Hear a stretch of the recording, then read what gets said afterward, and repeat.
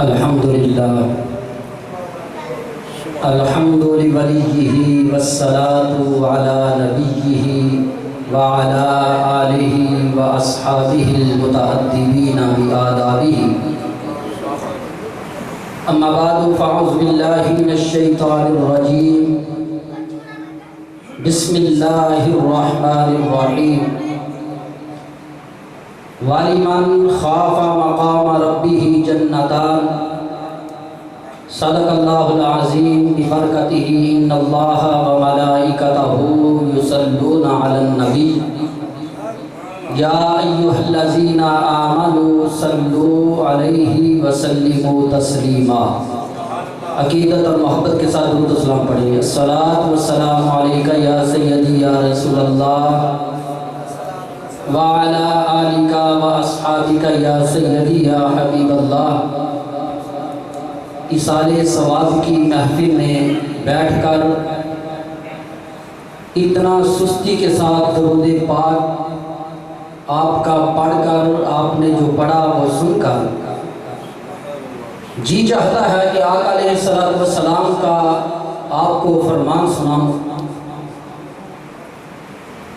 اللہ کے محبوب علیہ السلام کی زبان مبارک سے نکلے ہوئے وہ الفاظ آپ کے سامنے رکھتا ہوں، پھر اگر آپ کا دل کرے تو بآواز بلند درود پاک پڑھنا۔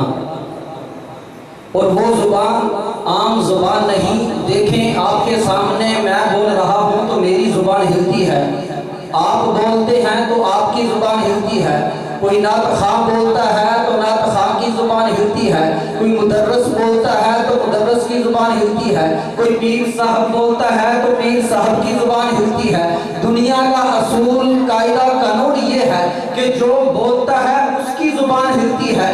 دنیا میں ایک ہستی ایسی ہے کہ جس کے بارے میں رب قرآن میں اعلان کرتا ہے وَمَا يَنطِقُ عَنِ الْهَوَىٰ إِنْ هُوَ إِلَّا وَحْيٌ يُوحَىٰ۔ فرمایا یہ وہ زبان ہے، کبھی ہلتی ہے تو مصطفیٰ بولتا ہے، کبھی ہلتی ہے تو خدا بولتا ہے۔ وہ نبی کیا فرماتے ہیں؟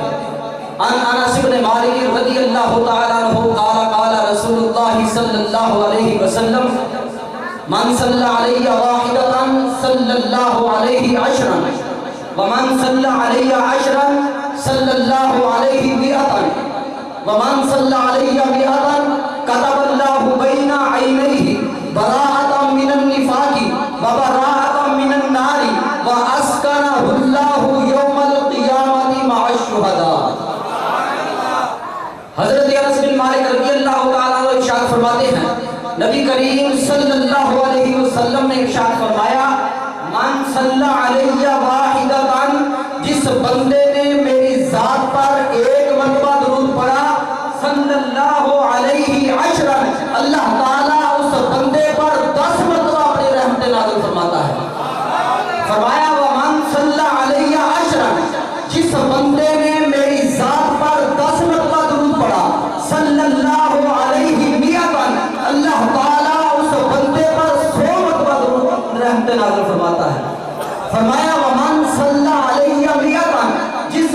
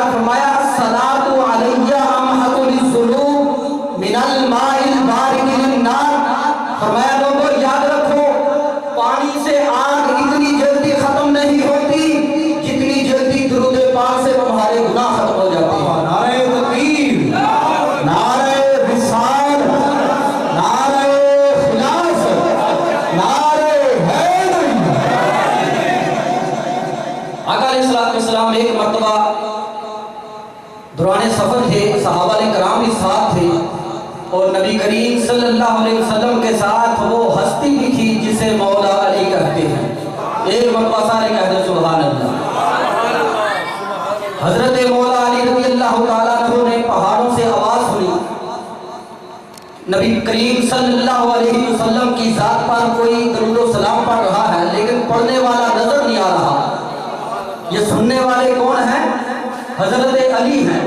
اور حضرت علی کا تعارف کراتا جاؤں کہ یہ کوئی عام ہستی نہیں, یہ وہی علی ہیں کہ سارے ثواب کی محفل میں بیٹھے ہیں. تو آؤ آج ذکر علی کا ثواب بھی مرحوم کی روح کو پہنچے گا. ذکر علی یہ ہے, ذکر علی یأکل الذنوب کما تأکل النار الحطب. نبی کریم صلی اللہ علیہ وسلم نے ارشاد فرمایا علی کا ذکر گناہوں کو ایسے کھا جاتا ہے جیسے آگ لکڑ کو کھا جاتی ہے. سبحان اللہ. فرمایا علی کے چہرے کو دیکھنا عبادت ہے. ذکر علی عبادت, علی کا ذکر کرنا عبادت ہے. نبی کریم نے فرمایا یا علی من احبک فقد احبنی ومن احبنی فقد احب اللہ ومن ابغضک فقد ابغضنی ومن ابغضنی فقد ابغض اللہ. یا علی محبک محبی ومحبی محب اللہ ومبغضک مبغضی ومبغضی مبغض اللہ. اے علی جو تجھ سے محبت کرتا ہے وہ مجھ سے محبت کرتا ہے, جو مجھ سے محبت کرتا ہے وہ خدا سے محبت کرتا ہے. علی جو تجھ سے حسد کرتا ہے وہ مجھ سے حسد کرتا ہے, جو مجھ سے حسد کرتا ہے وہ خدا سے حسد کرتا ہے. فرمایا علی جو تجھ سے پھر وہ مجھ سے پھر, جو مجھ سے پھر وہ خدا سے پھر, جو تجھ سے ملے وہ مجھ سے ملے, جو مجھ سے ملے وہ خدا سے.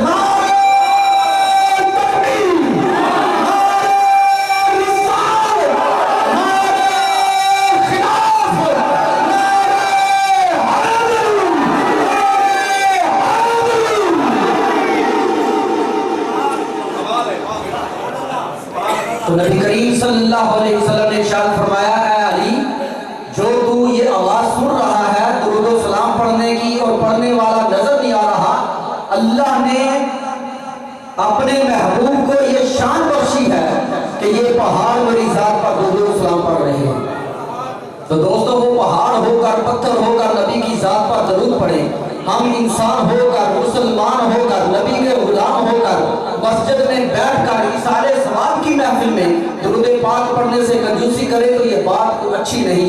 ایک مرتبہ باواز بلند محبت کے ساتھ درود و سلام پڑھ دیں. الصلاۃ والسلام علیکہ یا رسول اللہ, الصلاۃ والسلام علیکہ یا حبیب اللہ, الصلاۃ والسلام علیکہ یا نبی اللہ وعلی آلہ واصحابہ وسلم. یا فکر دنیا کر کے دیکھی, فکر عقبہ کر کے دیکھ, فکر دنیا کر کے دیکھی, فکر عقبہ کر کے دیکھ, چھوڑ کر اب فکر سارے فکر مولا کر کے دیکھ. فکر دنیا کر کے دیکھی, فکر عقبہ کر کے دیکھ, چھوڑ کر اب فکر سارے فکر مولا کر کے دیکھ. کون کس کے کام آیا, کون کس کا ہے بنا. حافظ بٹا صاحب, کون کس کے کام آیا, کون کس کا ہے بنا. ارے سب کو تو اپنا کر کے دیکھا, اب رب کو اپنا کر کے دیکھا. سب کو اپنا کر کے دیکھا, اب رب کو اپنا کر کے دیکھ. دعا ہے اللہ تعالی ہم سب ایثار ثواب کی محفل میں جمع ہیں. قبلہ حافظ بوٹا صاحب اور ان کے دیگر برادران, اللہ تعالیٰ ان کے والد مرحوم کی بخشش اور مغفرت فرمائے. یقیناً والد کا سایہ سر سے اٹھ جانا یہ بہت بڑا صدمہ ہوتا ہے, لیکن دعا گو ہوں اس صدمے پر اللہ تعالیٰ جملہ لواحقین کو صبر جمیل اور اس پر اجر عظیم عطا فرمائے. چند باتیں انتہائی مختصر وقت مجھے ملا ہے تو آپ کے گوشگوار کرنا چاہتا ہوں. اللہ تعالیٰ نے قرآن پاک میں ارشاد فرمایا وَلِمَنْ خَافَ مَقَامَ رَبِّهِ جَنَّتَانِ.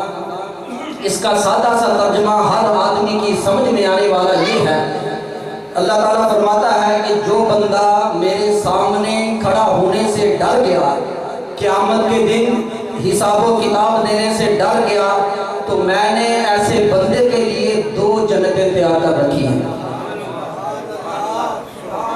اللہ تعالیٰ کا خوف دل میں رکھنا یہ بہت بڑی بات ہے. اللہ تعالیٰ کی طرف سے یہ بھی انعام ہے کہ بندے کے دل میں اللہ تعالیٰ کا خوف ہو, اور یہ یہ بات ذہن میں رہے کہ دل میں ہر وقت اپنے گناہوں کی وجہ سے اللہ تعالیٰ کا خوف بھی ہو، اللہ تعالیٰ کی رحمت کی امید بھی ہو۔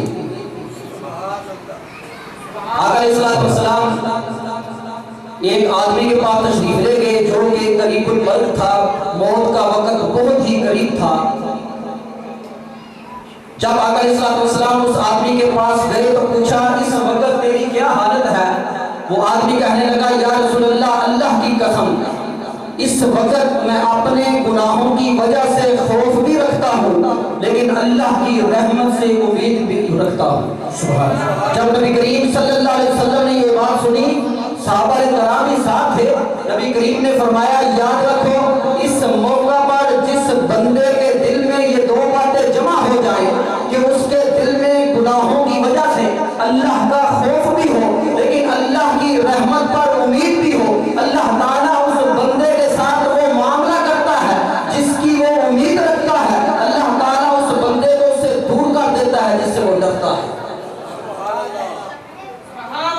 اللہ کی رحمت کی امید رکھنا یہ اللہ تعالیٰ کی طرف سے ایک انعام ہے، اور اللہ تعالیٰ کے عذاب سے ڈرنا یہ اللہ تعالیٰ کی رحمت حاصل کرنے کے ساتھ ساتھ اللہ کے عذاب سے دور ہونے کا بھی ذریعہ ہے۔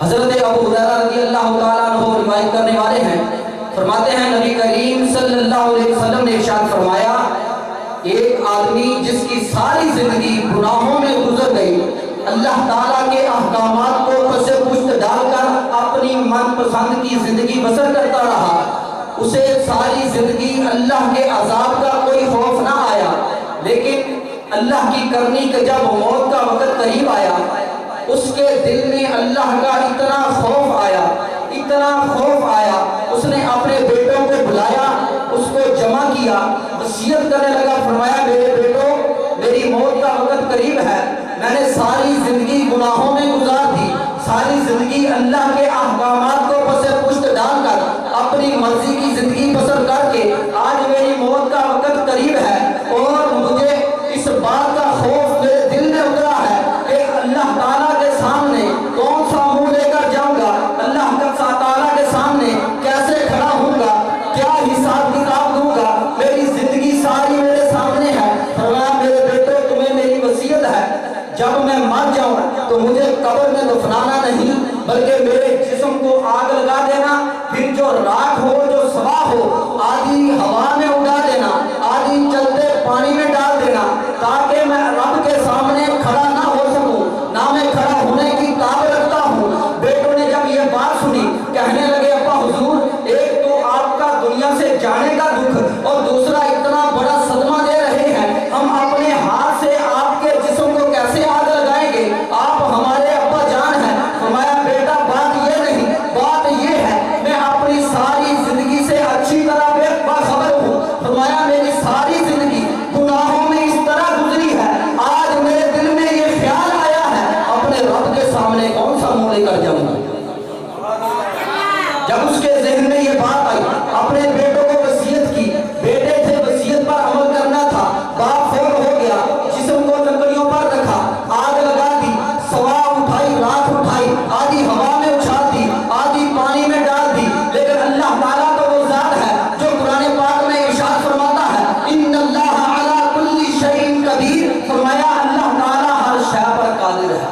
اللہ تعالیٰ نے جب یہ معاملہ دیکھا کن کہہ کر اس بندے کو اپنے سامنے کھڑا کر دیا، جب سامنے کھڑا کیا فرمایا میرے بندے یہ بتا تو نے اتنی جرت کیسے کی، تو نے یہ کیا کیسے سوچ لیا، میرے سامنے کھڑا ہونے سے کیسے بھاگنا چاہا تو نے؟ بندہ کہنے لگا یا اللہ صرف ایک بات تھی جس بات پر میں نے یہ سارا کچھ کیا۔ رب پوچھتا ہے بندے کی وہ بات کیا ہے، پہلے وہ بات تو بتا۔ بندہ کہتا ہے یا اللہ تیرے احکامات پر عمل کرنا تھا، تیرے احکامات کی پاسداری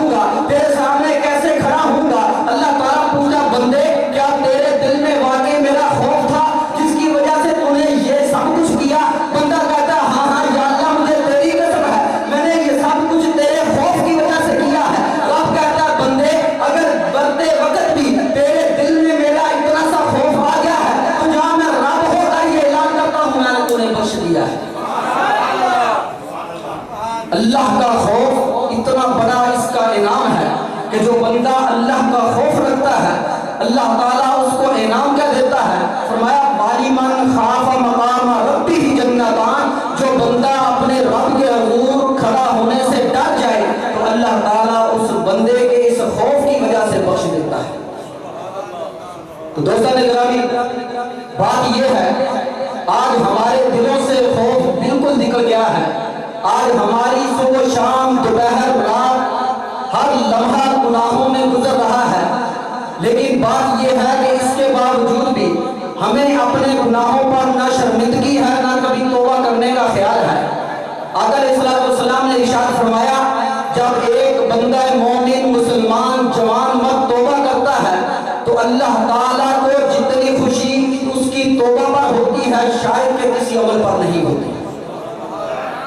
اللہ تعالیٰ نے تو ہماری بخشش کے سامان بنائے ہیں، چھوٹی چھوٹی نیکی پر اتنا ثواب رکھا ہے، چھوٹی چھوٹی نیکی پر اللہ تعالیٰ تو چاہتا ہے کسی نہ کسی طریقے سے کسی نہ کسی بہانے سے میرے بندے میری بارگاہ میں آ جائے، میری بارگاہ میں سر پر سجود ہو جائے، کبھی آ کر آنسو نہ بہائے، میں اپنے بندوں کو بخش دوں۔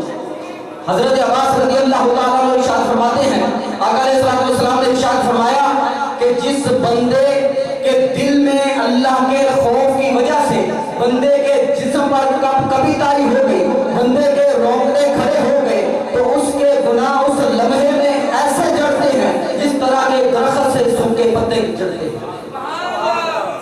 فرمایا آقا علیہ السلام نے ارشاد فرمایا، حضرت انس رضی اللہ تعالیٰ عنہ روایت کرنے والے ہیں، فرماتے ہیں نبی کریم صلی اللہ علیہ وسلم نے ارشاد فرمایا جو بندہ زبان سے اللہ کا ذکر کرتا ہے، دل میں اللہ کا خوف ہوتا ہے اور زبان پر ذکر الہی جاری ہے، دل پر اللہ کا خوف ہے، اس حالت میں اس کی آنکھوں سے اللہ کے خوف کی وجہ سے آنسو نکل آتے ہیں۔ نبی کریم فرماتے ہیں وہ آنسو جب زمین پر گرتے ہیں تو لم یعذب یوم القیامہ، تو ان آنسوں کی وجہ سے اللہ تعالیٰ اس کو عذاب نہیں دیتا۔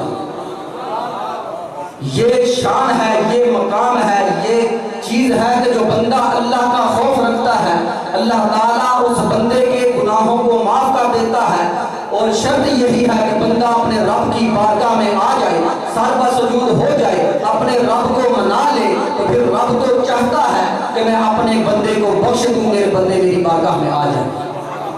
اور نبی کریم صلی اللہ علیہ وسلم نے بھی اپنے صحابہ کرام کو اپنی ساری امت کو بار بار یہ تلقین فرمائی ہے اپنے رب کو راضی کرنے کی، بار بار اپنی کثرت کے ساتھ ذکر الہی کرنے کی، بلکہ نبی کریم صلی اللہ علیہ وسلم نے یہاں تک ارشاد فرمایا کہ ہر چیز کو جس طرح زنگ لگ جاتا ہے، لوہے کو زنگ لگ جاتا ہے، اس طرح دل کو بھی زنگ لگ جاتا ہے۔ صحابہ کرام نے عرض کی یا رسول اللہ لوہے کا زنگ تو دور کرنے کے اوزار ہیں، ریگ مال استعمال کرو تو لوہے کا زنگ اتر جاتا ہے، دل کو زنگ لگ جائے تو کیسے دور کریں؟ آقا علیہ السلام نے ارشاد فرمایا وَسِقَالَةُ الْقَلْبِ ذِكْرُ اللَّهِ، جب بندہ مومن اللہ کا ذکر کرتا ہے تو اس کا دل صاف شفا ہو جاتا ہے۔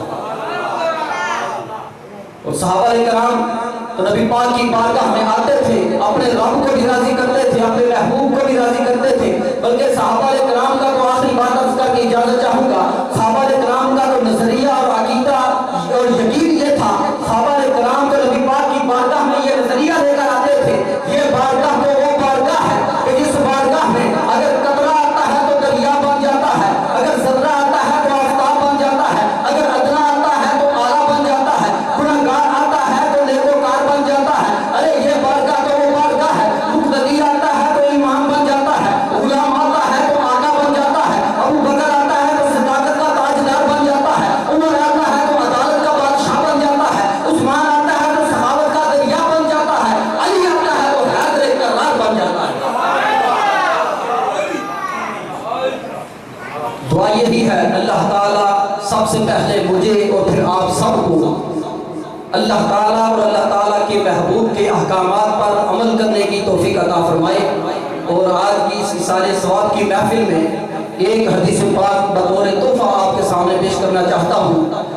آقا علیہ السلام نے ارشاد فرمایا عن ابی ہریرہ رضی اللہ تعالیٰ عنہ قال قال رسول اللہ صلی اللہ علیہ وسلم کلمتان خفیفتان علی اللسان ثقیلتان فی المیزان حبیبتانی الی الرحمن سبحان اللہ و بحمدہ سبحان اللہ العظیم۔ حضرت ابو ہریرہ رضی اللہ تعالیٰ عنہ ارشاد فرماتے ہیں، آقا علیہ الصلوۃ والسلام نے ارشاد فرمایا، کلمتان خفیفتان علی اللسان، دو کلمے ہیں جو دیکھنے میں بہت ہلکے ہیں، پڑھنے میں بہت آسان ہیں، دیکھنے میں بہت چھوٹے ہیں، ثقیلتان فی المیزان، لیکن ان کلمات کا وزن کیا جائے تو وہ بہت بھاری ہے۔ اس سے بڑی بات یہ ہے کہ حبیبتان الی الرحمن، وہ کلمے اللہ تعالیٰ کو پسند بہت ہے۔ اس سے بڑی کیا بات ہو سکتی ہے کہ اللہ تعالیٰ کو بھی یہ کلمے پسند ہیں۔ وہ کلمات کیا ہیں؟ سبحان اللہ و بحمدہ سبحان اللہ العظیم۔ یہ وہ کلمے ہیں، پڑھنے میں آسان لگتے ہیں، چھوٹے سے کلمے ہیں، زبان پر ہلکے ہیں، لیکن وزن کے حساب سے بہت بھاری ہیں، اللہ کو بہت پسند ہیں۔ کوشش کیا کرے ہر وقت اپنی زبان پر اللہ کا ذکر بھی ہو، اس کلمات کا ورد بھی ہو، اپنے نبی کی ذات پر درود و سلام کے گجرے بھی ہیں، گجرے بھی ہوں، اور دعا ہے اللہ تعالی ہم سب کو اس پر عمل کرنے کی توفیق عطا فرمائے۔ وآخر دعوانا ان الحمد للہ رب العالمین۔